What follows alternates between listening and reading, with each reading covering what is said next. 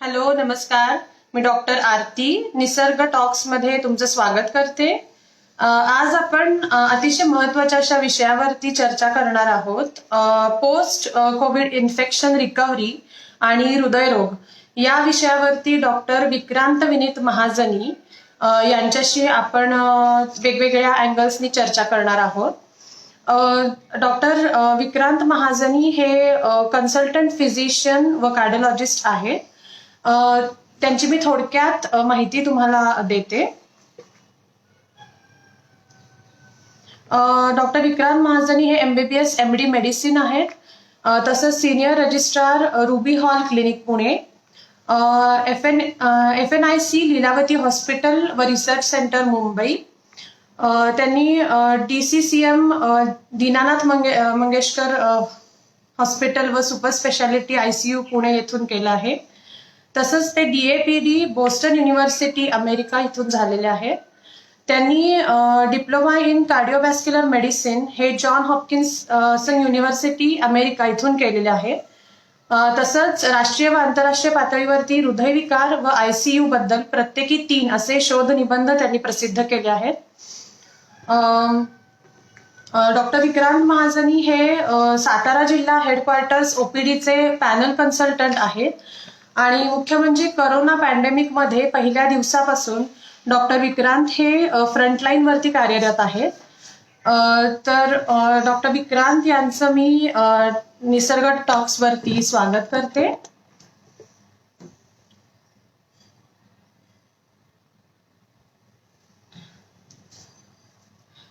सध्याच्या corona pandemic मध्ये जितके इन्फेक्शन होत आहेत तसंच रिकव्हरी सुद्धा बऱ्यापैकी होतीये आणि 80% रुग्ण यांना सिव्हिअरिटी तितकीशी नाहीये आणि काही स्पेशल ट्रीटमेंट न घेता खूपसे रिकव्हरी होत आहेत. पण त्याचे जे दिसणारे दुष्परिणाम आहेत, कोरोना इन्फेक्शनचे दिसणारे दूरवरचे दुष्परिणाम जे आहेत त्याच्याबद्दलची चर्चा व त्याच्यातून कशा प्रकारे रिकव्हरी होऊ शकते किंवा त्याच्यासाठी काय करावं लागेल किंवा शरीरावरती कोणकोणत्या अवयवांना किंवा कोणकोणत्या सिस्टीम्स अफेक्ट होत आहेत, तसंच हृदयावरती कोणत्या प्रकारचे परिणाम आपल्याला दिसून येत आहेत याबद्दलची आपण चर्चा करणार आहोत. डॉक्टर महाजनी आलेले आहेत. नमस्कार डॉक्टर. हॅलो एव्हरीवन, नमस्कार. मी डॉक्टर विक्रांत महाजनी. मी निसर्ग हब्स आणि त्यांच्या पूर्ण टीमचे आभार मानतो की त्यांनी मला या प्लॅटफॉर्म वरती बोलायची संधी दिली आणि आपल्याशी संवाद साधायची संधी दिली. Thank you so much doctor.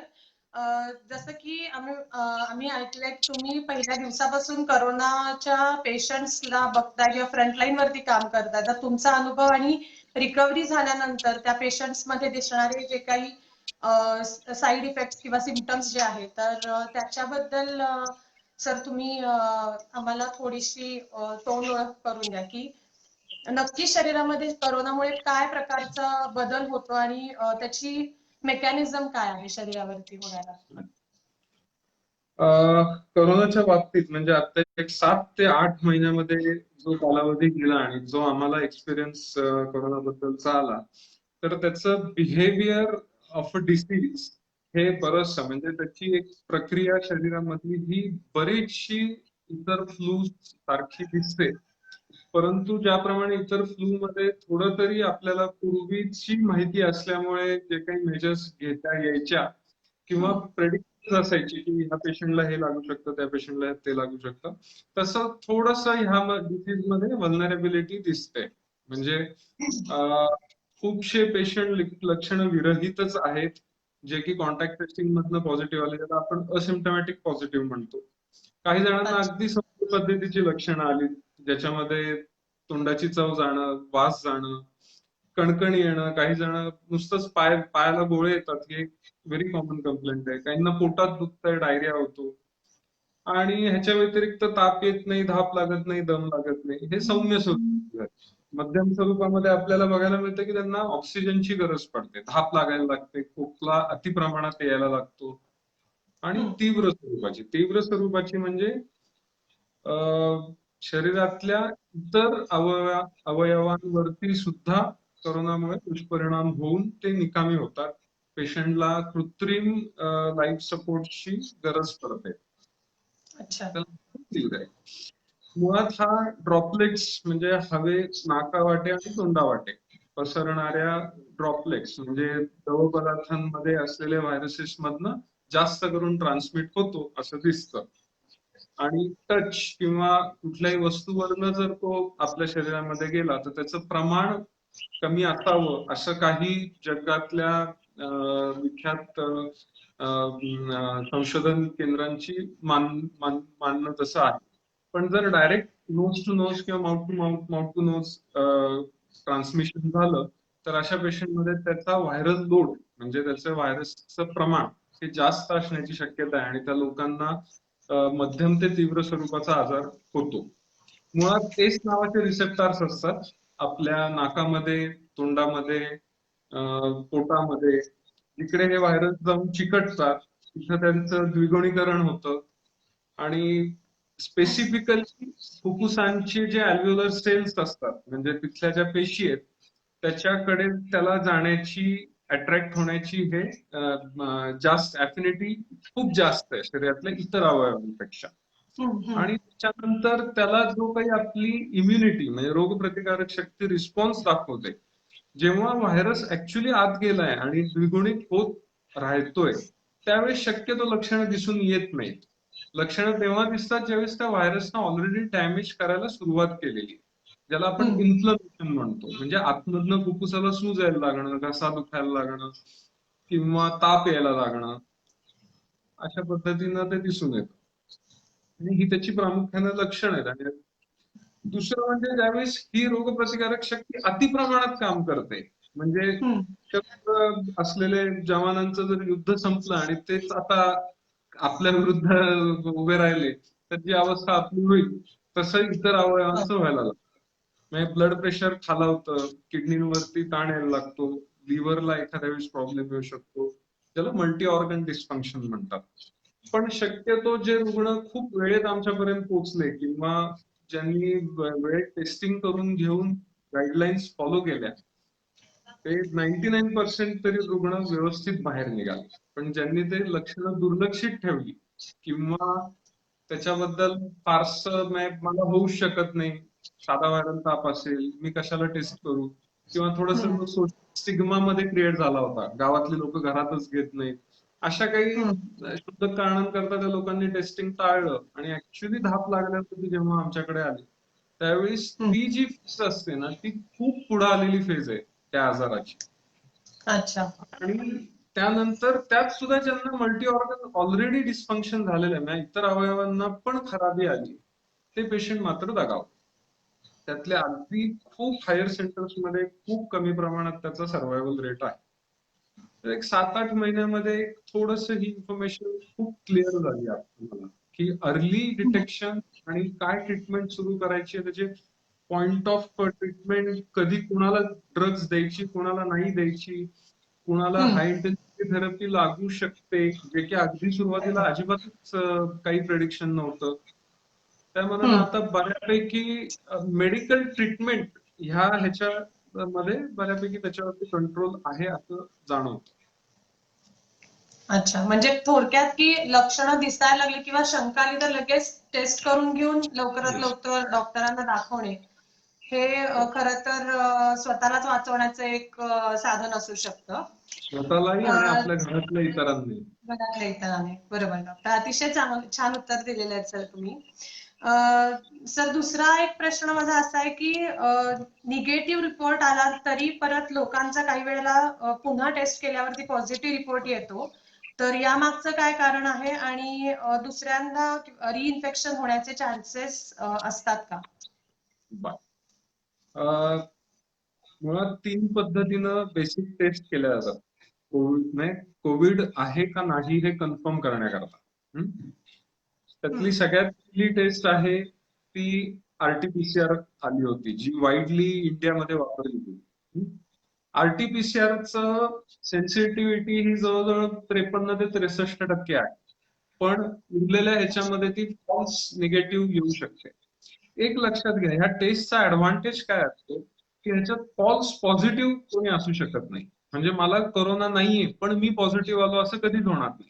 पण मला कोरोना आहे पण ती टेस्ट वरती निगेटिव्ह येण्याची शक्यता मात्र 20 ते 23% पर्यंत आहे. अच्छा. दुसरं म्हणजे हा एक्झॅक्टली. मग त्यानंतर रॅट आली, रॅपिड अँटीजेन टेस्ट आली. अँटीजेन हम्म. म्हणजे काय असतं, ज्यावेळेस कोरोना व्हायरस ऍक्टिव्हली आपल्या शरीरामध्ये कार्यरत असतो, जो ऍक्टिव्ह डॅमेज क्रिएट करतोय, त्यावेळी जे पहिलं प्रोटीन तयार होतं त्याला अँटीजेन म्हणतात. So that is bodies response. तो टेस्ट करायला सुरुवात केली आपण. त्याची पण आरटीपीसीआरच्याच आसपास सेन्सिटिव्हिटी आहे. आणि त्यानंतर हम्म. अँटीबॉडी किंवा आयजीएम सुद्धा आता आलेले आहेत. हम्म. ह्या असं कुठलीही टेस्ट म्हणजे संसर्गजन्य आजारातल्या कुठल्याही टेस्टला ठराविक फॉल्स निगेटिव्हिटी ही असतेच. म्हणजे अच्छा. प्रत्येक पेशंट अगदी त्याच वेळेत कॅच झालाय किंवा त्या स्वॅब मध्ये तुम्ही जे सॅम्पल कलेक्ट केलंय ते ऍडिक्वेट आहे का किंवा त्याच्यावर त्याचे ते जे काही त्यांना अपेक्षित असतं ते हम्म. आलंय का, हे दरवेळीच तसं होईलच अशी शक्यता नसते. पण आता खूप वेळा असं दिसतं की लोक HRCT-ला पण कोविडची टेस्ट समजायला लागले. म्हणजे छातीचं सीटी करून येतात आणि त्याच्यावर लिहिलेलं असतं की पॉसिबल, त्यांनी तिथे स्पेसिफिकली लिहिलंय को रिलेट विथ आरटीपीसीआर और रॅपिड अँटीजेन टेस्ट.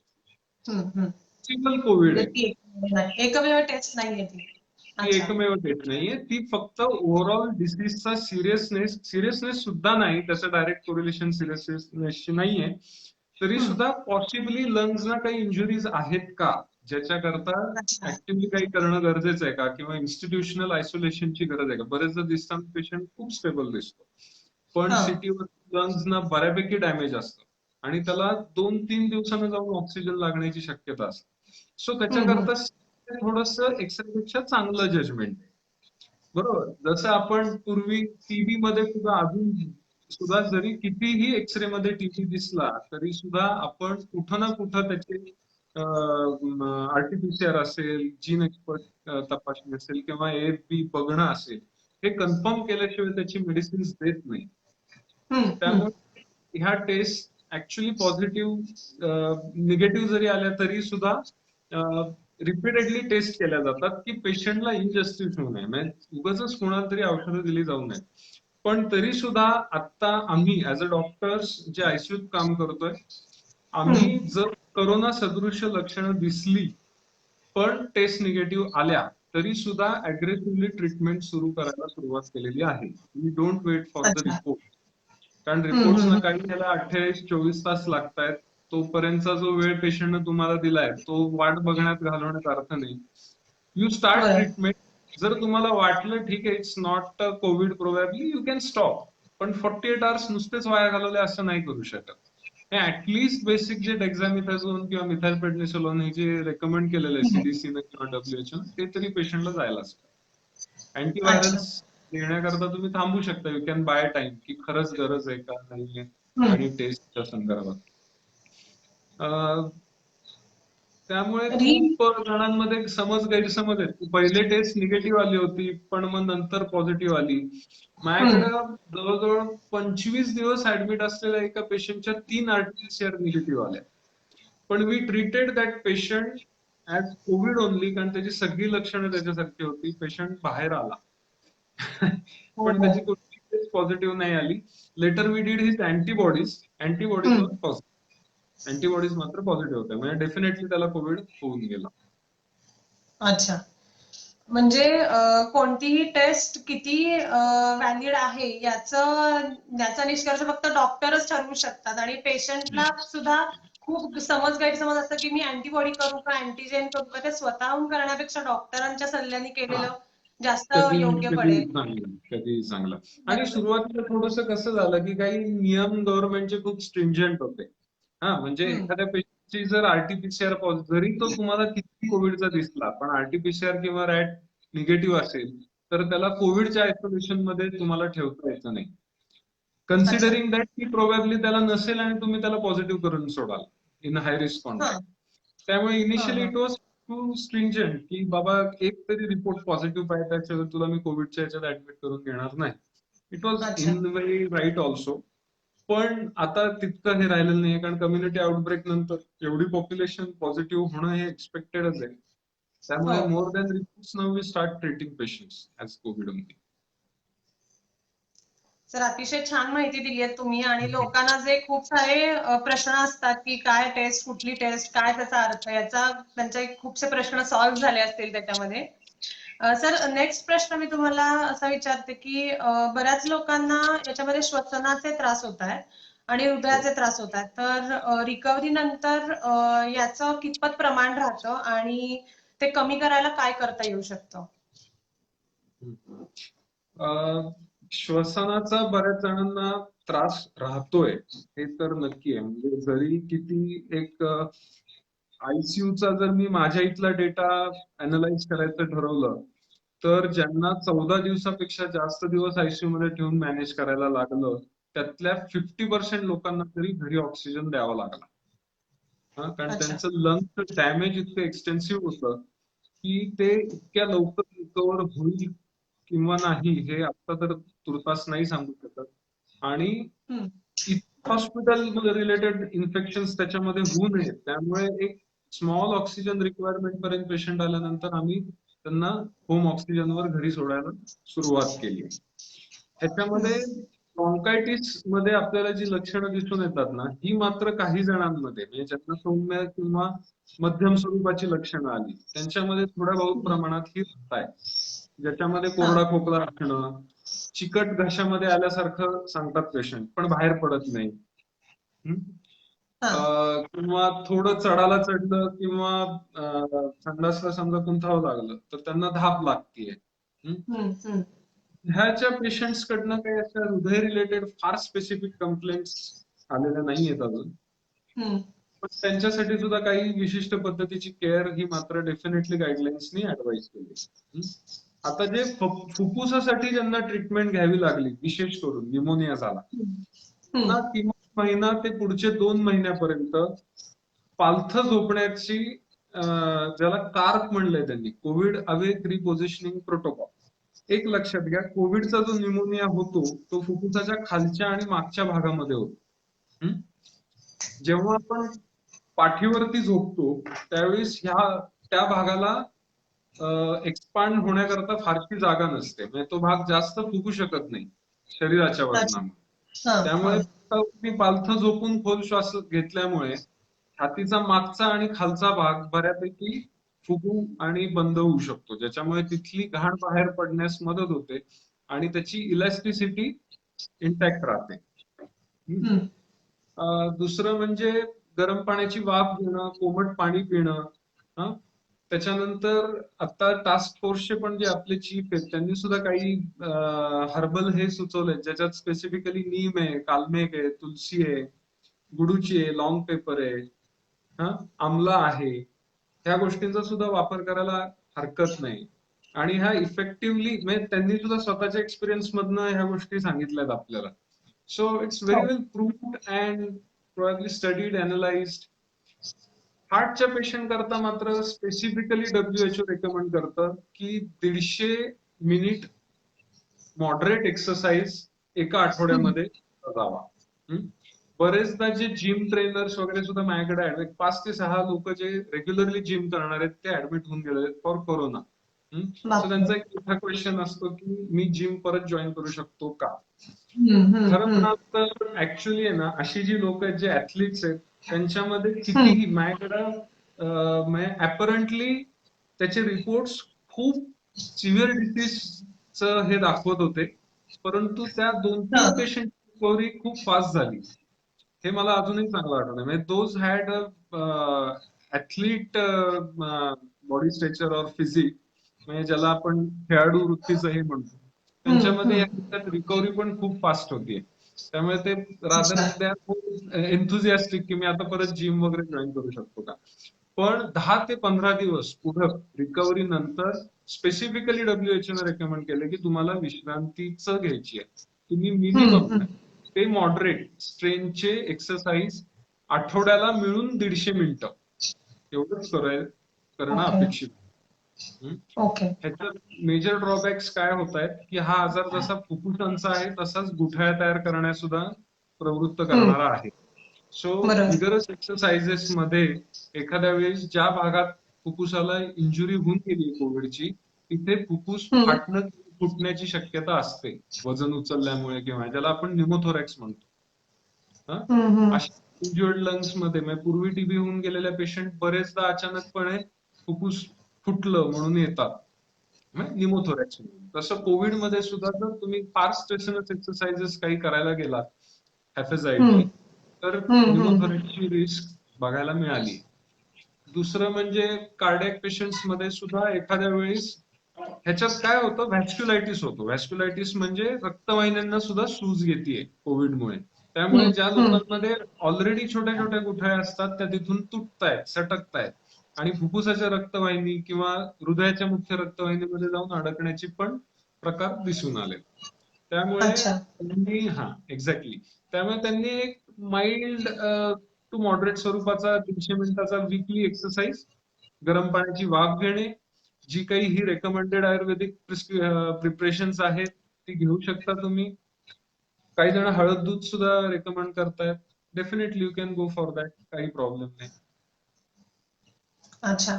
मी प्रेक्षकांना सांगू इच्छिते की डॉक्टर महाजनी हे इंटेन्सिव्ह केअर युनिटमध्ये गेली अनेक वर्ष काम करतायत आणि ते अतिशय एक्सपिरियन्स डॉक्टर आहेत आणि कोरोनाचा पॅन्डेमिक चालू झाल्यापासून जवळजवळ 10,000 पेशंट्सना त्यांनी ट्रीटमेंट दिलेली आहे. त्यामुळे तुमचे जे काही शंका असतील, जे काही प्रश्न असतील ते तुम्ही कमेंट्समध्ये टाका आणि अतिशय उपयुक्त आणि सविस्तर माहिती डॉक्टर देत आहेत आपल्याला. सर, तुम्हाला एक प्रश्न ऑडियन्स मधनं आला. आदित्य महाजन यांनी विचारलाय की after how long can a patient who was diagnosed with COVID can join his office work and start interacting freely and without risk to people at work or family members? Okay. Generally transmissibility म्हणून जो प्रकार एक typical label आहे त्याला, ट्रान्समिसिबिलिटी हम्म, of a disease. हम्म, isolation आणि quarantine ह्या दोन गोष्टी आधी सगळ्यात पहिले लक्षात घ्या. क्वारंटाईनचा अर्थ असतो की पेशंटला पॉसिबल लक्षणं आहेत कोविडची किंवा त्या आजाराची, किंवा तो कोणाच्या तरी हाय रिस्क कॉन्टॅक्ट मध्ये आलाय, परंतु तो हम्म, क्वारंटाईन असताना तिथली इतरांची मुवमेंट ही थोड्या बहुत प्रमाणात अलाउड असते. आणि हम्म, हम्म, आयसोलेशनचा अर्थ आहे की तो बाधित रुग्ण आहे. आयसोलेशन म्हणजे ज्या खोलीमध्ये रुग्ण बाधित आहे. हे दोन शब्द खूप हम्म. जवळजवळ, क्वारंटीन आणि आयसोलेशन, पण दोघांचा हो. शब्दशः अर्थ वेगळा. आयसोलेशन म्हणजे त्या बाधित रुग्ण व्यतिरिक्त पीपी किट हम्म, घातल्याशिवाय त्या वातावरणामध्ये दुसरं कोणीही जाऊ शकत नाही. तर ह्याच्याकरता जो स्टडी झाला जगभरामध्ये की आयसोलेशन किती दिवसासाठी करावं, तर जितका वेळ पर्सन ट्रान्समिसिबल फेज मध्ये आहे, म्हणजे मी समजा मला कोरोना झाला तर माझ्याकडनं दुसऱ्याला हम्म, होण्याची फेज ही जनरली 9 ते 14 दिवसापर्यंत बघण्यात आलेली. हे आर्बिटरी हम्म, आहे, किती असेल हे सांगता येत नाही. आणि आरटीपीसीआर करून ते बघणं हे त्याचं उत्तर नाही. म्हणजे खूप जण म्हणतात की अजून 14 दिवस झाले, आता आरटीपीसीआर अजूनही पॉझिटिव्ह आहे, म्हणजे अजूनही माझ्याकडनं कोणाला धोका आहे का होण्याचा. हम्म, तर हम्म, ह्याच्याबद्दल ठोस पुरावा काही नाहीये की आरटीपीसीआर पॉझिटिव्ह आहे अजून सुद्धा म्हणजे पेशंट ट्रान्समिसिबल आहे. पण 9 हम्म, दिवसापर्यंत तो ट्रान्समिसिबल राहू शकतो हे तर बऱ्यापैकी सिद्ध झालंय आतापर्यंत. हम्म. हेल्थ केअर जर तुम्ही असाल, म्हणजे तुम्ही हेल्थ इंडस्ट्रीत काम करत असाल, तुम्ही डॉक्टर आहे, नर्स आहे, वॉर्ड बॉय, मामा मावशी आहात, तुम्हाला जर सौम्य स्वरूपात आजार झाला तर 5 ते 7 दिवसाची रेस्ट ही भरपूर झाली. 7व्या-8व्या दिवशी N95 मास्क घालून तुम्ही तुमचं काम सुरू करू शकता. त्यानंतर इन जनरल मी 10 ते अगदी असिम्प्टमॅटिक पेशंट असेल तर मी त्याला 10 ते 11 दिवसापर्यंत आयसोलेशन पिरियड सुचवतो. आणि थोडं बहुत लक्षणं येऊन गेली असतील तर 14 दिवसापर्यंत. ऍक्च्युली हा आर्बिटरी आहे, हा कुणाचाही व्हेरिएबल असू शकतो, पण हम्म, बहुतांशी 14 दिवसानंतर त्याची ट्रान्समिसिबिलिटी कमी होऊन जाते. व्हायरस आपल्या शरीरात 21 दिवसापर्यंत राहतो आणि तो द्विगुणित होत सुद्धा राहत असतो, परंतु त्याच्या विरुद्ध अँटीबॉडीज तयार झाल्यामुळे आपल्याला तेवढी लक्षणं नसतात. पण आपल्याकडनं तो अच्छा. दुसऱ्याला होण्याचा पिरियड हा बहुतांशी 14 दिवसानंतर संपतो. माणूस हम्म, 15-16व्या दिवशी आपापल्या कामाला जाऊ शकतो. फक्त थोडंसं त्यांनी काळजी काय काय घ्यायची आहे, तर N95 मास्क वापरायला पाहिजे. ऍटलिस्ट वर्क प्लेसमध्ये क्राऊड गर्दी टाळायची आहे. ह्याच्यात कोरोनाचंच परत कॉम्प्लिकेशन होण्यापेक्षा सुद्धा ऑपॉर्च्युनिस्टिक इन्फेक्शन शक्यता खूप जास्त आहे आणि that is more dangerous than Covid okay. Itself. म्हणजे आम्ही कोरोनाच्या आधी ऍसिनोटोबॅक्टर, extended spectrum beta लॅक्टमेज, E coli, त्यानंतर सुडोमोनास ह्या ऑर्गॅनिझम्सनं मिझरेबल डेथ्स होताना बघितलंय दॅन कोविड. त्यामुळे ह्या लोकांनी ऑपॉर्च्युनिस्टिक इन्फेक्शन पासून सुद्धा म्हणजे कोरोनात झालेली किंवा खचलेल्या इम्युनिटीमुळे दुसऱ्या होणाऱ्या इन्फेक्शन पासून पण स्वतःला जपलं पाहिजे. बरोबर. दुसरं म्हणजे कोरोना परत होऊ शकतो का ह्याच्याबद्दल अजून WHO किंवा CDC ह्या दोन ऑर्गनायझेशन्सना आपण फॉलो करू, यांना वर्ल्ड स्टँडर्ड मानलं जातं. त्यांच्या हो. मते तरी अजून अशी कुठली टेस्ट अवेलेबल नाहीये की ज्याच्यामुळे आपल्याला कळू शकेल एक्झॅक्टली की कोविड त्या माणसाला परत कोरोना झाला. त्याला जीन सिक्वेन्सिंग करायला पाहिजे हे पण त्या लॅब्स इतक्या फ्रिक्वेंटली अवेलेबल नाहीये कुठल्याही देशामध्ये. म्हणजे ते इतकं सोपं नाहीये अजून तरी. काही ठिकाणून डेटा आलाय मुंबईमधनं की possibly it is coronary infection, पण there is no proof, 100% proof नाहीये की रिइन्फेक्शनच आहे आणि अशी टेस्ट पण अवेलेबल नाही. अच्छा. डॉक्टर, मग काही लोकांमध्ये असं दिसून येत आहे की कोरोनामधून ते बरे झालेले आहेत आणि परत 15-20 दिवसांनी तशी लक्षणं दिसत आहेत, तर मग ह्याला रिइन्फेक्शन म्हणायचं का काय म्हणता येईल? म्हणजे काय बरेचदा स्वरूपात? 99% पेशंट्स मध्ये आम्हाला ही ऑपॉर्च्युनिस्टिक इन्फेक्शन दिसत आहेत. कसं अच्छा. होतं, कोरोनामध्ये पण व्हायरल निमोनिया होतं. त्यानंतर तो त्यामधनं पेशंट बाहेर येतो, ऑक्सिजन स्वतः मेंटेन करायला लागतो आणि पुन्हा सोसायटीमध्ये जातो आणि पुन्हा त्याच लक्षणांनी ऍडमिट होतो. तुम्हाला बॅक्टेरियानं निमोनिया होऊ दे, कोरोना न होऊ दे, स्वाईन फ्लू न होऊ दे, होतं तर निमोनिया आहेत आणि ती लक्षणं बरीचशी सगळ्यांची सारखीच आहे. ताप येणार, खोकला येणार, ताप येणार, ऑक्सिजन कमी होणार. पण 99% पॉप्युलेशन मध्ये ही बॅक्टेरियल इन्फेक्शन ऑपॉर्च्युनिस्टिक म्हणजे ओके. मूळ असलेल्या तुमची व्हायरस immunity. इम्युनिटी कमी झाल्यामुळे होणारे बॅक्टेरियल इन्फेक्शन. अच्छा. अच्छा. डॉक्टर, एक प्रश्न जयश्री खेडेकर म्हणून त्यांनी विचारलाय की सर्दी झाली तरी लगेच टेस्ट करायला पाहिजे का कोरोनाची? नाही. बेसिकली एक लक्षात घ्या, it's a disease of dryness. नाकाला आणि तोंडाला बऱ्यापैकी कोरड पडते. रिसेप्टर्सला जेव्हा तो व्हायरस चिकटून इनिबिशन करतोय ना, त्यावेळी सगळी आतली सिक्रिशन्स पण कमी होत आहेत. लाळ येण्याचं प्रमाण कमी होतं, नाकात सर्दी होण्याचं प्रमाण पण कमी होतं. काही जणांना टेस्ट आणि लॉस ऑफ स्मेल पण होतं, म्हणजे टेस्ट जाणं आणि वास येणं पण होतं. ऍक्च्युअली ही सुद्धा खूप सिरियस लक्षणं नाही आहेत कोरोनाची. 2 रेड फ्लॅग साईन्स मात्र समजल्या जातात ज्याच्यात इमिजिएटली टेस्ट करणं गरजेचं आहे. त्यातलं प्रामुख्यानं ताप येणं. ताप किंवा कणकणी ही जर जाणवली तर इमिजिएटली टेस्ट करायलाच पाहिजे. सर्दीमध्ये तुम्ही थांबू शकता, काही प्रॉब्लेम नाही. ताप येत नाही ना, किंवा कारण कसं आहे त्याच्यामध्ये जरी तो वीकली पॉझिटिव्ह किंवा पॉझिटिव्ह असेल कोविड आणि जर सदृश थोडी बहुत लक्षणं पण ताप नाहीये, धाप नाहीये आणि तुम्ही जर स्वतःला मॉनिटर करू शकत असाल तर जनरली अशा ह्याच्यामध्ये स्पेसिफिक अशी काही मेडिसिन्स तर ऍडवायजेबल नाहीये. तुम्ही स्वतःला करून घ्या फॅमिली मेंबर्स पासून. आणि ही बाकी जी 2 मी रेड फ्लॅग साईन सांगितलं की ताप येणं, धाप लागणं किंवा ऑक्सिमीटर वरती ऑक्सिजन कमी दिसणं, ही मॉनिटर करत राहा. अच्छा. बरेचदा सिम्टमॅटिक किंवा इतक्या सौम्य स्वरूपाच्या ह्याच्यातनं सुद्धा पेशंट्स पास होत आहेत, नाही असं नाही. ओके. काहींना फोबिया आहे आणि गावात खरंच प्रॉब्लेम आहे. हे आपल्याला वाटतं, पण गावाकडे जर तुम्ही नीट विचार केला तरी स्टील इट्स अ स्टिग्मा. त्याला गावात घेत नाही, त्या घराच्या बाजूला कोणी फिरकत नाही, हे नाही, हे प्रॉब्लेम्स आहेत. त्यामुळे लोक टेस्ट टाळतायत. पण इन केस असं जर कोणी केलं, आपण प्रत्येकाचं इन्सिस्ट तर गव्हर्नमेंट करते, मी सुद्धा स्वतः करतोय, पण इन केस त्यांनी केलं तर ऍटलीस्ट स्वतःला आयसोलेट करून घ्या. ओके. ओके. आयसोलेट करायलाच पाहिजे. डॉक्टर, अजून एक प्रश्न असा आलाय, मेधा मोकाशी यांनी विचारलाय.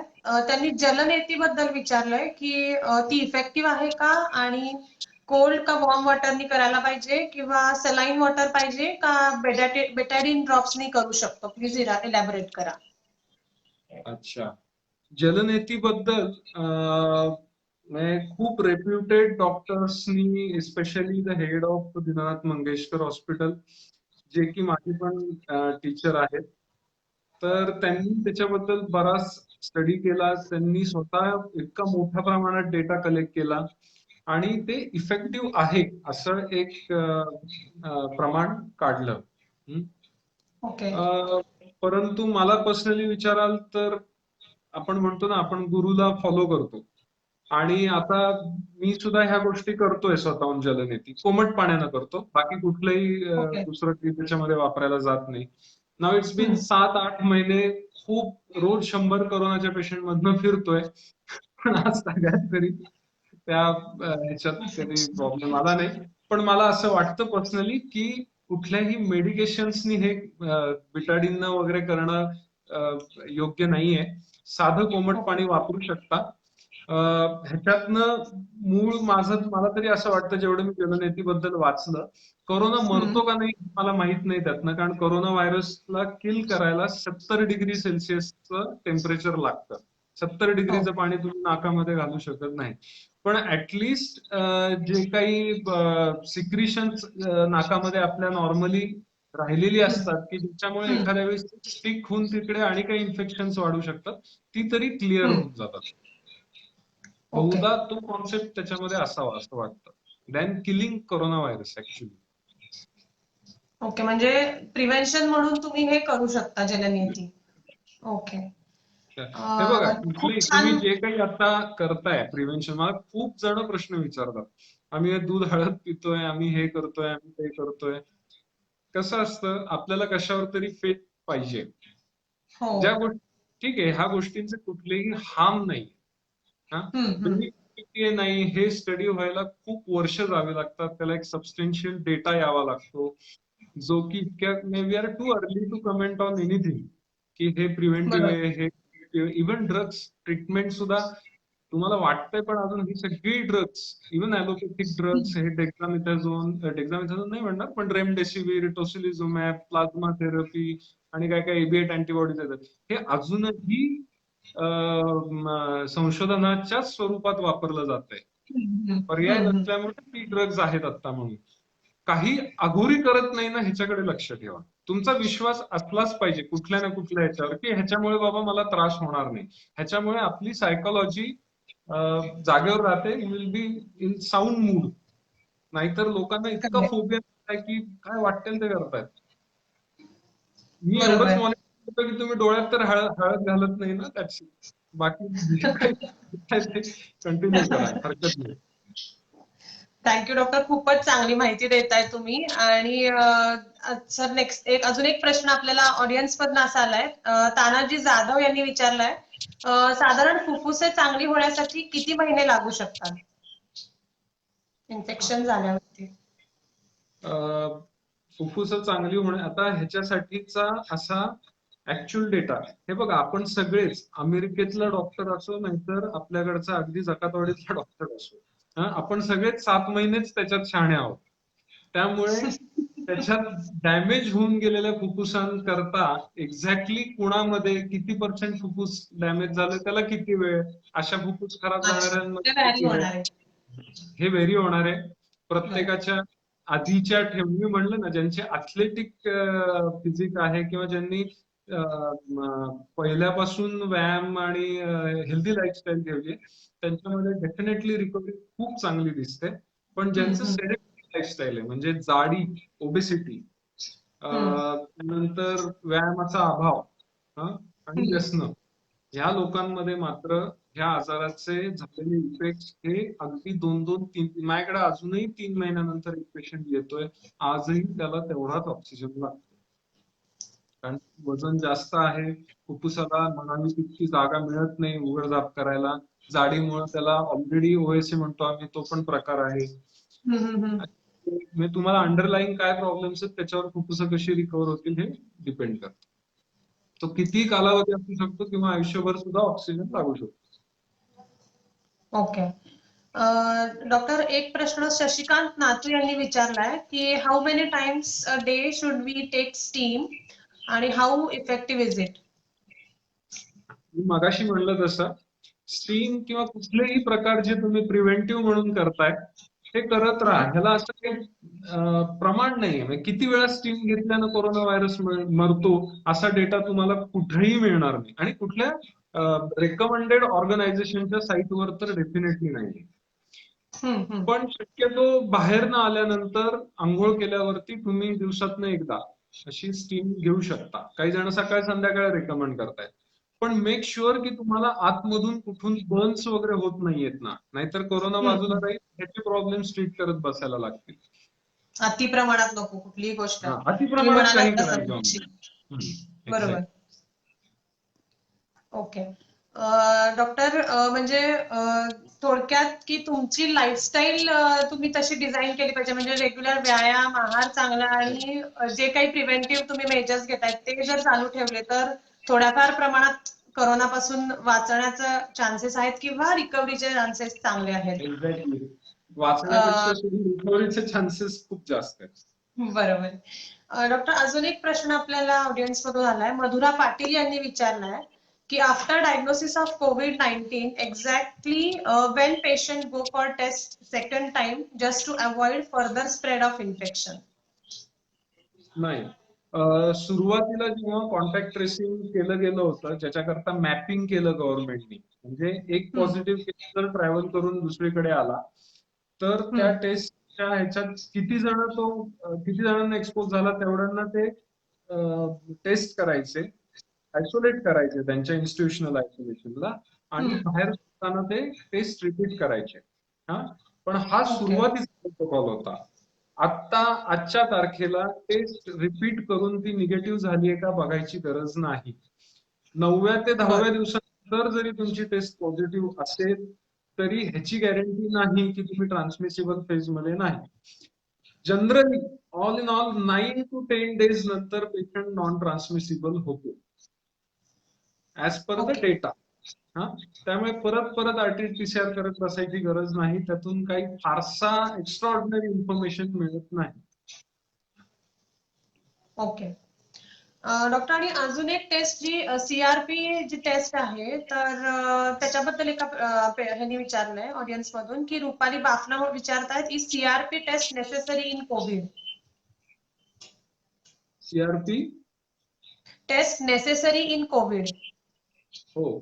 CRP काय, सी रिएक्टिव्ह प्रोटीन्स असं त्याचं पूर्ण नाव आहे. सी रिएक्टिव्ह प्रोटीन्स हे आपल्या शरीरातले खूप सेन्सिटिव्ह इन्फ्लामेटरी मार्कर्स आहेत. म्हणजे शरीरातल्या छोट्या स्मॉल पेशींना जेव्हा जेव्हा सूज देते किंवा ऍक्टिव्ह इन्फ्लमेशन, आता कोविडचं जर तुम्ही आपण डॉक्टर्स बघतात ना, चेस्ट एक्सरे बघतात, अरे पूर्वी टीबी होऊन गेला का तुला, तसं काही वर्षांनी विचारणार पहिले कोरोना झाला होता का तुला. पण ती लक्षणं दिसतात, पण त्याला ऍक्टिव्ह कोरोना नाही म्हणतायत, कारण त्यावेळी कोरोनामुळे इन्फ्लमेशन नाही आता कुठे ऑन गोईंग, ते झालेले डॅमेजेस आहेत. पण आता इन्फ्लमेशन आहे, ह्याचा अर्थ तुम्हाला ऍक्टिव्ह ट्रीटमेंटची गरज आहे. अँटी इन्फ्लामेटरी मेडिसिन्स स्पेशली, म्हणजे जी डेक्सामेथॅझोन किंवा मिथाइलप्रेडनिसोलोन म्हणून जी सुरुवातीला आली, ही ह्याच कारणाकरता आली की इन्फ्लमेशन कमी करण्याकरता. त्यामुळे CRP ला डेफिनेटली कोविडच्या ह्याच्यामध्ये इम्पॉर्टंट व्हॅल्यू आहे. ओके. डॉक्टर, एक प्रश्न असा आलाय की सध्या सगळीकडे डॉक्टर्स व्हिटॅमिन C सप्लिमेंट्स घ्यायला सांगतायत, तर सर्वेश चाफेकर यांनी विचारलं की vitamin C helpful in fighting with COVID-19? काय असू शकतो? वर्ल्ड वाईड डेटामध्ये असं बेसिकली हे सगळे तुमच्या इम्युनिटीला बूस्ट करणारे किंवा त्यातले बरेचसे जे आहेत ते ऑक्सिडेटिव्ह स्ट्रेस कमी करणारे, म्हणजे जेव्हा रक्तवाहिन्या किंवा इतर ठिकाणी कुठेही इन्फ्लमेशन होतं त्यातनं जे फ्री रॅडिकल्स तयार होतात, जे की पुढे जाऊन गुठळ्या तयार करतात वगैरे, अशा ठिकाणचे इन्फ्लमेशन कमी करण्यासाठी आणि non specific immunity.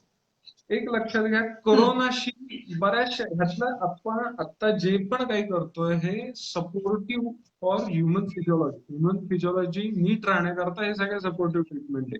We are not killing corona, हे पहिलं लक्षात घ्या. पण आता आपल्याकडे असं काही नाहीये जे कोरोनाला जाऊन मारणार आहे. त्यामुळे गैरसमज नका करून घेऊ की व्हिटॅमिन C खाल्ल्यानं कोरोना होणार नाही किंवा कोरोना मरून जातो. किंवा कोरोनाची वाढ होत नाही असं नाहीये. ही सपोर्टिव्ह ट्रीटमेंट आहे. पण वर्ल्ड वाईड डेटामधनं it is very well recommended in guidelines. Even आपल्या नॅशनल गाईडलाईन्स मध्ये सुद्धा त्यांनी रेकमेंड केलेलं आहे. आणि मी जे मगाशी सांगितलं त्याचं शास्त्रीय कारण. ओके. म्हणजे डॉक्टर व्हिटॅमिन सी बरोबर जी काही नॅचरल हर्ब्स किंवा इन्ग्रेडियंट्स जे काही अवेलेबल असतील ते सुद्धा काही वेळेला अँटी इन्फ्लेमेटरी म्हणून काम करू शकतील का? त्याचा उपयोग होऊ शकेल का? हो हो, नक्की होईल, नक्की होईल. बेसिकली ह्या सगळ्या गोष्टी मी जसं मगाशी म्हणलं ना, व्हिटॅमिन सी आहे किंवा नॅचरल हर्ब्स आहेत, ह्याच्यामुळे जो ऑक्सिडेटिव्ह स्ट्रेस असतो ना, मी म्हणलं ना मगाशी की कोरोना हा काहीच वेळ तुमच्या शरीरात ऍक्टिव्हली रिप्लिकेट होणार आहे. आपण मेन प्रॉब्लेम करतोय हे त्यानं क्रिएट करून ठेवलेल्या डॅमेजेस मुळे आहे. सो बरोबर. वेळेत ते जर तुम्ही सगळं घेत असाल तर त्याच्यामुळे जे इन्फ्लमेशन वाढणार आहे किंवा जे जास्त स्वरूपात होईल ते जास्त स्वरूपात होणार नाही. त्याचं प्रमाण कमी राहील आणि may be okay. Organ damage तितकं होणार नाही. कारण because supportive therapy. Okay. Doctor मला असं विचारायचंय की आता खूपशी लोक इम्युनो सप्रेसन किंवा प्रतिकारक शक्ती कमी होण्यासाठी जी काही औषधं म्हणतात ॲलोपॅथीमध्ये ती घेतात, तर त्यांच्यामध्ये करोना होण्याचे चान्सेस जास्त असतात का किंवा ते लवकर बळी पडू शकतात का करोनाला? त्यांच्यात चान्सेस जास्त असं म्हणणार नाही. थोडस लवकर बळी पडू शकतील असं म्हणू शकतो. हा, हम्म. कोरोना आता खूप जण बरेचदा कोरिलेशन करायला बघतात की डायबिटिक्स मध्ये कोविड जास्त आहे, नॉन डायबिटिक्स मध्ये कमी आहे, किंवा हार्ट डिसीजच्या पेशंट मध्ये कोविड जास्त आहे. इम्युन सप्रेशन आहे जे ऑटो इम्युन डिसीज ज्याला म्हणतो, की आपली रोगप्रतिकारक शक्तीचे काही हम्म. अननेसेसरी घटक इतके वाढलेले असतात की त्यांना दाबण्याकरता आपल्याला सगळीच इम्युनिटी दाबून ठेवावी लागते अशा पेशंट. एक हम्म. लक्षात घ्या, WHO प्रमाणानुसार एखादं पॅन्डेमिक थांबलं हे कधी म्हणतो आपण, जेव्हा जगातली 70% पॉप्युलेशन त्या आजाराला इम्युन होऊन जातं. ओके. याचा अर्थ कधी ना कधी आपण त्याला एक्सपोज तर होणार आहे. फक्त अशा ज्या पद्धतीचे पेशंट आहेत त्यांचा कोरोनाच्या ह्याच्यात अवयवांना डॅमेज होणं किंवा त्याचं तीव्र स्वरूप दिसून येण्याची शक्यता ही जास्त असते. खूप जणांचा ओके. हा गैरसमज आहे. मला दरवेळेस राऊंडला माझ्याच वयाचे जेव्हा पेशंट असतात हाच प्रश्न विचारतात, सर मला डायबिटीस नाही, मला काही नाही, पण मला कोविड झाला का? असं नाही. हा संसर्गजन्य आजार आहे. तुम्ही कुणाच्याही हाय रिस्क कॉन्टॅक्ट मध्ये आलात, म्हणजे हाय रिस्क कॉन्टॅक्ट म्हणजे बिना मास्कचं 15 मिनिटापेक्षा जास्त 1 मीटरच्या अंतरात जर तुम्ही थांबला, this is what we called as a high risk contact, तुम्हाला कोविड होण्याची शक्यता आहे. मग तुम्हाला बाकी काही असो किंवा तुम्ही काही अगदी विराट कोहली सारखा फिटनेस असला तरी सुद्धा होण्याची शक्यता ही आहेच. परंतु इम्युन सप्रेशनच्या पेशंट्सनी थोड्याशा स्पेशल प्रिकॉशन्स घेणं खूप अपेक्षित आहे. एक सगळ्यात महत्वाचं म्हणजे क्राऊड टाळा. कारण क्राऊड मध्ये 1 मीटर डिस्टन्स हा जो त्यांनी सांगितलेला आहे तो ब्रेक होतो. तिथंच तुमचा हो. हाय रिस्क कॉन्टॅक्ट झाला. क्राऊड मध्ये तुम्हाला कुठल्याही गर्दीतनं बाहेर पडायला भारतामध्ये 15 मिनिटापेक्षा जास्त कालावधी लागतो. So another point for high risk contact. तुम्ही किती सुशिक्षित असला तरी समोरचा जर बॅरियर्स ब्रेक केले तर व्हायरल स्प्रेड हा होणारच. त्यानंतर इम्युन सप्रेशनच्या गोळ्या स्वतःहून कमी करायला जायच्या नाहीत. हे काही लोकांनी केलेलं आहे. मी एसएलईच्या माझ्याकडे एक ऍडमिट होती, एक क्रॉन्स डिसीजचा ऍडमिट होता. ह्या लोकांनी कुठून तरी इन्फॉर्मेशन मिळवून त्यांच्या जुन्या गोळ्या बंद केल्या. Okay. Died of kidney complication of SLE, not because of corona. शेवटपर्यंत कोरोना झाला नाही and she died of renal failure, opportunistic other infections. बरोबर. म्हणजे जे त्यामुळे ऑटो इम्युन जे काही आहे त्या लोकांनी स्वतः काही निर्णय घ्यायचे नाही, डॉक्टरांच्या सल्ल्याने जी काय असतील ती औषधं कमी जास्त करावी. ओके.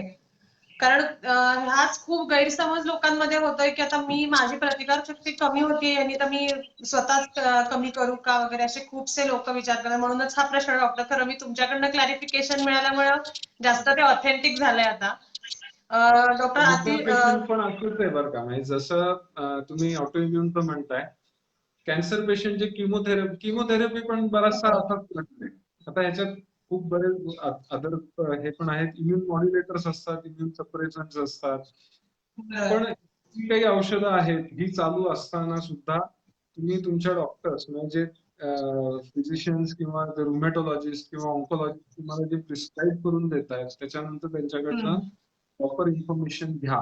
त्याच्या गाईडलाईन्स ह्या हम्म, खूप छान डिफाईन केलेल्या आहेत त्यांनी, की काही लोकांना आम्ही ज्यांच्यात फ्रिक्वेंटली इंजेक्टेबल इम्युन सप्रेशन जसं सायक्लोफॉस्फामाइड आहे द्यावं हम्म, लागतं, प्रिफरेबली आम्ही हम्म, त्यांना मोफेटिल किंवा अदर ॲझोथेरोप्राईन जे त्याचे सबस्टिट्यूट ड्रग्ज आहेत की जे हम्म, तो घरी घेऊ शकतो आणि त्याचे हॉस्पिटल व्हिजिट्स किंवा हेल्थ केअर वर्कर्सचं एक्सपोजर कमी करू शकतो, असं आम्ही प्रेफर हम्म. करतोय.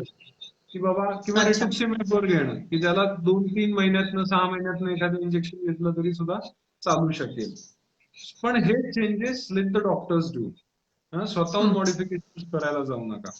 20 मिनिट्स सॉरी 20 सेकंड्स ऑफ हे हात साबणानं 20 सेकंद चोळायचे त्या पेशंट्सनी, हे पण त्या गाईडलाईन्स मध्ये खूप स्पेसिफिकली त्यांनी दिले.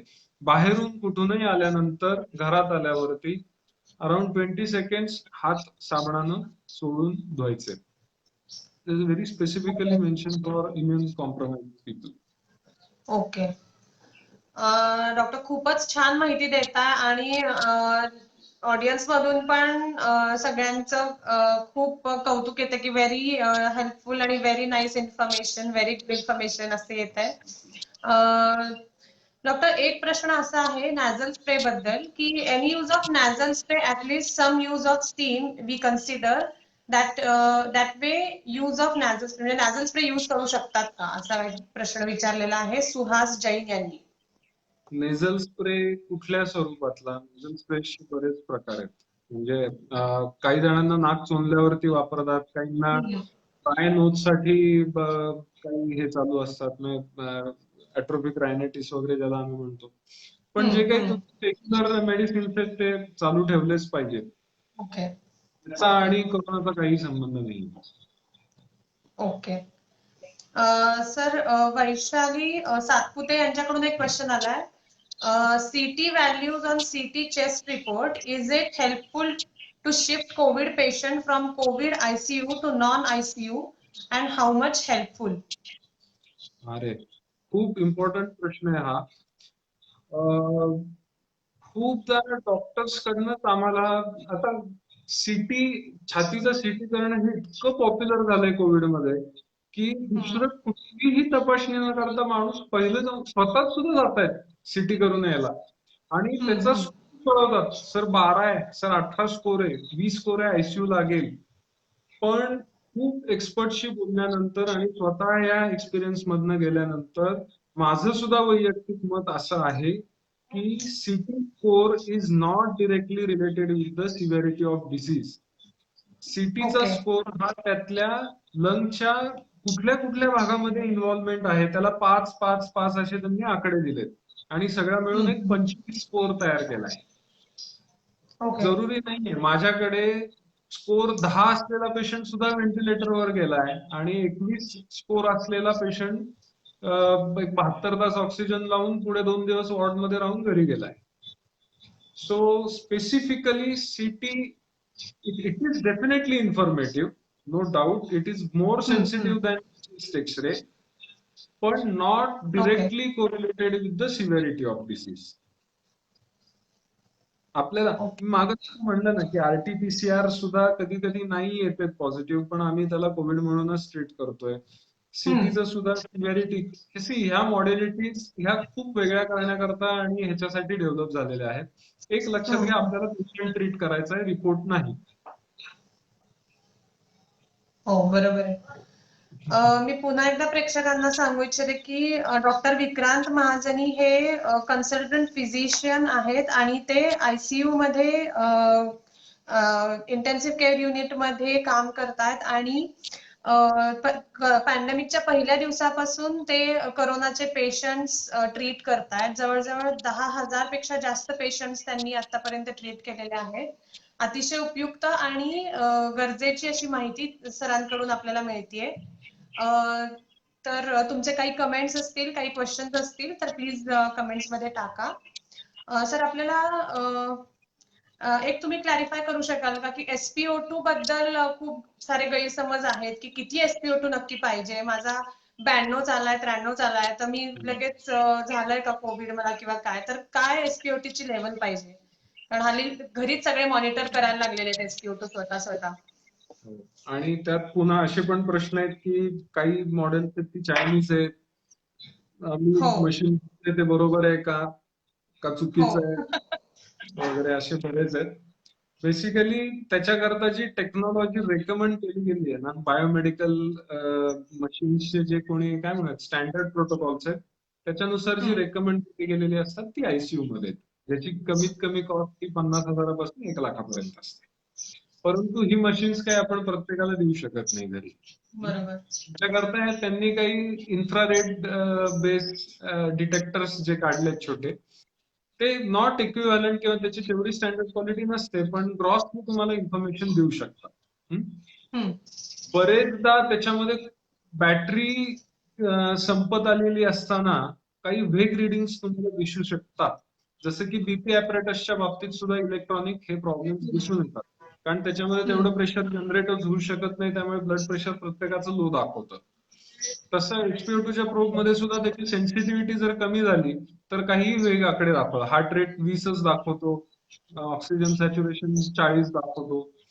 एक लक्षात घ्या, अशा पद्धतीचे प्रोब्स विकत घ्या ज्याच्यासमोर तुम्हाला एक निळी वर खाली येत जाणारी लाईन दिसेल, ज्याला हम्म. प्लेथिस्मोग्राफ. जर तो ग्राफ व्यवस्थित चाललाय आणि मग आकडा जो दिसतो त्याच्यासमोर तो व्हॅलिड धरायचा. नुसता आकडा ओके. फोडण्यासाठी ते लॉटरीचं हे नाहीये. तर there should be a graph in front of that number. Okay. आणि त्यानंतर जो आकडा ब्लिंक होईल तो व्हॅलिड आहे. That means that machine is properly reading your pulse and detecting the hmm, oxygen in the red blood cell. ऑक्सिजनची value ही generally 94 पासून ते 100 पर्यंत व्हेरी होते. ती प्रत्येकामध्ये दरवेळी एकसारखी दाखवेल असं नाही. हा, हम्म.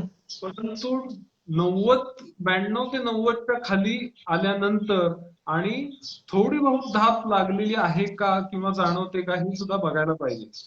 असं कधी मी नाही बघितलं की त्याचा SpO2 कमी आणि पेशंटला ऍब्सोल्युटली काही नाही, असं होऊच शकत नाही. Some sort of okay. Symptoms ही have definitely either extreme fatigue आलेला असतो किंवा हम्म, चालल्यावर थकतो. आता हे झालं बसलेल्या जागी SpO2 बघताना. हा, आता हम्म, दुसरं सगळ्यात महत्वाचं म्हणजे 3 मिनिट किंवा 6 मिनिट वॉक टेस्ट. जर तुम्हाला वाटलं की मी बसल्या जागी मला काही प्रॉब्लेम वाटत नाही पण चालल्यानंतर खूप थकवा येतो, अशा वेळेस हम्म, तुम्हाला एक्झर्शनल हायपोक्सिया असायची शक्यता असू शकते. म्हणजे काय की 3 मिनिटं सपाटीला किंवा 6 मिनिटं सपाटीला चालल्यानंतर जर ऑक्सिजनचं प्रमाण घटलं आणि हृदयाचे ठोके 100च्या वर वाढायला लागले तर ह्याचा अर्थ आपल्याला फुफ्फुसामध्ये कुठेतरी त्याची इन्व्हॉल्वमेंट असण्याची शक्यता आहे. म्हणजे नुसतं जागेवर ओके. बसून सुद्धा बघायचं नाहीये. तुम्हाला 6 मिनिट किंवा 3 मिनिट, म्हातारे असतील, गुडघ्यांचे प्रॉब्लेम असतील 3 मिनिट, हृदयाच्या पेशंटला 3 मिनिट इज ऑल्सो ऍक्सेप्टेबल. पण आपल्यासारख्या या एज ग्रुपच्या लोकांना 6 मिनिट वॉक टेस्ट करूनच बघायला पाहिजे. ओके. डॉक्टर खूप छान माहिती दिली आहे तुम्ही आणि खूपच चांगलं एक्सप्लेनेशन दिलंय. नक्कीच चांगली माहिती मिळाली असेल सगळ्या जे कोणी ज्यांना कोणाला शंका होती SpO2 किती काय असू शकतो ह्याच्याबद्दल. डॉक्टर पुढचा एक प्रश्न मी घेते की दीपक घाटोळ यांनी विचारलाय, if any person is recovered from corona up to how many days we should take precautions from that person or up to how many days the person should be kept quarantined? Okay. मी जसं म्हणलं की सौम्य ते मध्यम प्रमाणाचा आजार असेल तर रिपोर्ट पॉझिटिव्ह आल्यापासून मॅक्सिमम 14 दिवस आयसोलेशन. पुन्हा लक्षात घ्या, क्वारंटीन आणि आयसोलेशन हे दोन वेगळ्या गोष्टी आहेत. क्वारंटीन मध्ये बिना पीपीई ची मुवमेंट ही अलाउड आहे. आयसोलेशन मध्ये मात्र पीपी विदाऊट पीपी जाणं अपेक्षित नाही इतरांनी.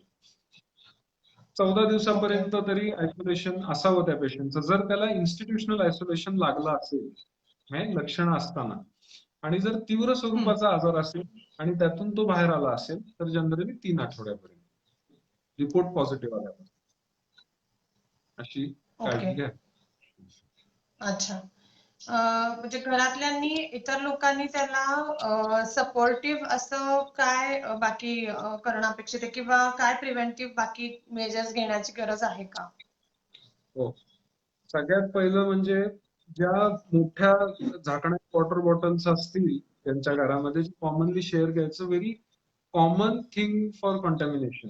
वॉटर बॉटल्स हम्म, जे की आपल्या नाका आणि तोंडाच्या खूप जवळ असतात. हं? हम्म. पटकन ह्यानं काढून त्यांना वापरली. It's very highly contaminating thing. त्यामुळे शक्यतो व्हाईट बोर्डच्या जर असतील वॉटर बॉटल्स तर प्रत्येकानं आपापलं नाव सेपरेट टाकून त्या घरात प्रत्येकाच्या वेगळ्या असाव्या. की जेणेकरून घरच्या घरातच कॉन्टॅमिनेशनची रिस्क कमी राहील. ऍटलिस्ट 1 मीटर पेक्षा अंतर जास्त असावं. जर आपल्या घरातलंच कोणीतरी कोरोना बाधित असेल, अजून 14 दिवस संपले नाहीयेत, पण त्याला तुम्हाला काही द्यायला जावं लागत असेल घरात, म्हणजे दार थोडं बहुत उघडून, तर अशा वेळेस म्हणजे मी जर काळजी घेणारा असेल, केअरटेकर असेल, तर मी मास्क हम्म. वापरलं पाहिजे. कॉमन टॉयलेट बाथरूम वापरू नका. ह्याचं दुसरं महत्वाचं कारण म्हणजे काय, की तो पेशंट जर त्या टॉयलेट बाथरूम मध्ये जाऊन आला असेल, तो तिथे शिंकला असेल किंवा खोकला असेल, तर त्या ह्याच्यामध्ये एरोझल्स कोविडचे राहू शकतात, कोरोना व्हायरसचे. आणि ते दुसरा जो माणूस तिथे जाणार आहे तो इन्फेक्ट होण्याची पण शक्यता असते. त्यामुळे ही काळजी घ्यावी. दुसरं म्हणजे काही जण स्टीम आणि हे पण प्रेफर करतात. म्हणजे घरात कोणीतरी कोविडचं आहे म्हणून मी दिवसात 3-4 वेळा स्टीम घेतो वगैरे. असं काही एक्झॉबरंट काही करायला जाऊ नका. शक्यतो ती खोली ओके. बंद असावी. 16 दिवसानंतर त्या माणसाला समाजामध्ये वावरण्याची परवानगी आहे.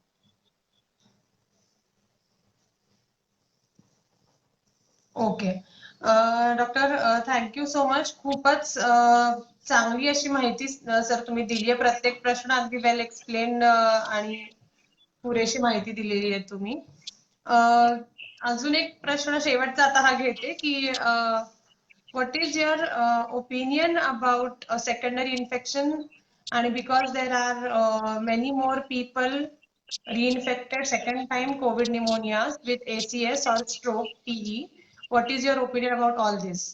फक्त थोडक्यात आधी तुम्ही सांगितलेलंच आहे, पण थोडक्यात याच्याबद्दल फक्त एक हायलाइट करू शकाल तर. रिइन्फेक्शन बद्दल तर मी एवढा शुअर नाहीये, किंवा असं कुठलाही स्ट्रॉंग डेटा त्याच्याबद्दल आलेला नाही, किंवा अशी काही टेस्ट फार रिलायबली अवेलेबल नाहीये की ती सांगू शकते कोविड रिइन्फेक्शन आहे. पण 90 ते 99% लोक ही डेफिनेटली बॅक्टेरियल न्यूमोनिया किंवा फंगल म्हणजे बुरशीनं सुद्धा न्यूमोनिया झालेले दिसलेत त्या लोकांमध्ये. इस्पेशली ज्यांच्यामध्ये टोसिलिझुमॅब किंवा अशी काही मेडिसिन्स वापरली गेली आयसीयू मध्ये, त्यानंतर फंगल न्यूमोनियाचा पेशंट सुद्धा आम्हाला बघायला मिळाला. हम्म. दुसरं त्यांनी विचारलं की स्ट्रोक, पल्मोनरी एम्बोलिझम किंवा अॅक्यूट कोरोनरी सिंड्रोम्सचे पण पेशंट्स दिसतात. माझ्याकडे झालेल्या समर्थ हॉस्पिटलच्या पहिल्या 2 ऍडमिशन्स ह्या अँजिओप्लास्टी नंतर बेसिकली ते चेस्ट पेन म्हणून एका दुसऱ्या इन्स्टिट्यूट मध्ये गेले. तिथे त्यांना हृदयविकाराचा झटका, प्रॉपर ईसीजी डायग्नोसिस होता. त्यानंतर पामी झाली त्यांची, वेळेत अँजिओप्लास्टी झाली, 100% ब्लॉकेज होतं. पण सायमल्टेनियसली हॉस्पिटल प्रोटोकॉल म्हणून त्यांना टेस्ट केलं तर ते टर्न टू कोविड पॉझिटिव्ह. पण आता ह्याच्यामध्ये कसं आहे की हे सगळंच कोविडला अट्रिब्यूट करायचं का, हा सुद्धा एक मोठा हम्म. क्वेश्चन. कसं होतं ना, एखादा तो वर्गातला कोणीतरी उद्योगी असतो, काही झालं की सगळे उठून त्याच्यावर खापर फोडतात. पण हेही नाकारता येत नाही की रक्ताचे गुठळ्या तयार होण्याची प्रोसेस बरेचदा कोरोना व्हायरसच्या इन्फेक्शन मध्ये ऍक्सेलरेट होते. ओके. ओके. पल्मोनरी एम्बोलिझम म्हणजे फुफ्फुसात जाणाऱ्या रक्तवाहिन्या, ह्या बरेचदा जर पेशंट 14 दिवस दूध देऊन व्हेंटिलेटरवर ठेवावा लागला असेल, तर त्या लोकांमध्ये सुद्धा होऊ शकतात इमोबिलायझेशनमुळे किंवा हम्म. कॅन्सर किंवा ह्याच्यामुळे. आणि कोरोना त्याला झाला असेल तर Covid has also contributed or accelerated, त्यानं ती ओके. प्रोसेस ऍक्सलरेट केली.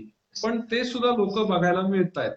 स्ट्रोकचे बघायला अच्छा. मिळाले आम्हाला, म्हणजे लकवा बसलेले बघायला मिळाले, हृदयाचा झटका हम्म. आलेले बघायला मिळाले, पल्मोनरी एम्बोलिझमचे मिळाले, पायात गुठळी होणं डीप वेन थ्रोम्बोसिसचे बघायला मिळाले, एआयडीपी म्हणजे फक्त नसांना इन्फेक्शन होऊन पायाला पॅरालिसिस होणं, ज्याला आपण आधी जीबीएस म्हणायचं, गुइलेट सिंड्रोम, तशा पद्धतीची प्रेझेंटेशन मिळाली.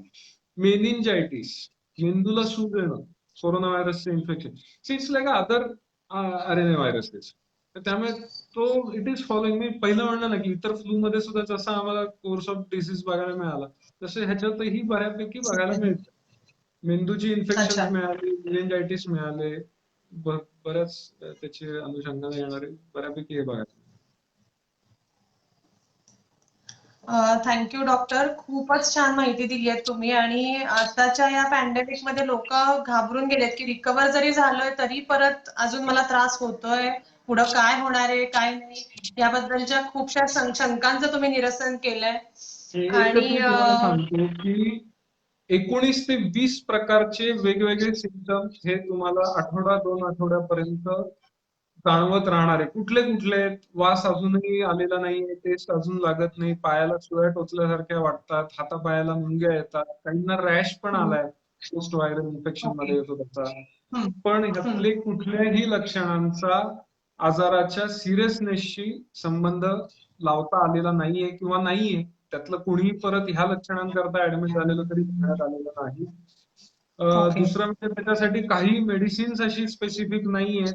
तुम्ही अँटॉक्सिडंट्स किंवा सम हार्बल प्रोडक्ट्स घेऊ शकता. आणि ओके. 2च रेड फ्लॅग साईन्स आहेत.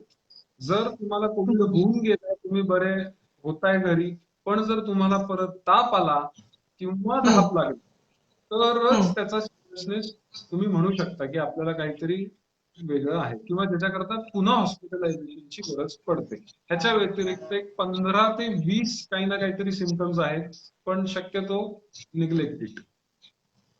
Okay. Thank you so much doctor आणि तुमचे खूप खूप आभार. तुम्ही इतक्या बिझी शेड्यूल मधून खरंच खूप वेळ काढून आम्हाला सगळी माहिती दिलीत कोरोनाबद्दलची. डॉक्टर विक्रांत हे पहिल्या दिवसापासून कोरोना पेशंट्सला ट्रीट करतायत आणि ICU मध्ये तसंच नॉर्मल पेशंट्सला सुद्धा ट्रीट करतायत आणि त्यांच्या अतिशय बिझी शेड्यूल मधनं आता सुद्धा ते लाईव्ह यायच्या आधी सुद्धा ICU मधूनच ते डायरेक्ट आलेले आहेत. इतक्या सिव्हिअरिटीनी पेशंट्स त्यांच्याकडे सतत अवेलेबल असताना इतक्या वेळात वेळ काढून आम्हाला इतकी छान माहिती दिली त्याबद्दल तुमचे खूप खूप आभार. आणि अशीच तुम्हाला तुमची तब्येत चांगली राहो आणि कोरोनाच्या या पॅन्डेमिक मधनं लवकर आपली सुटका हो हीच इच्छा व्यक्त करते. Thank you so much doctor. Thank you.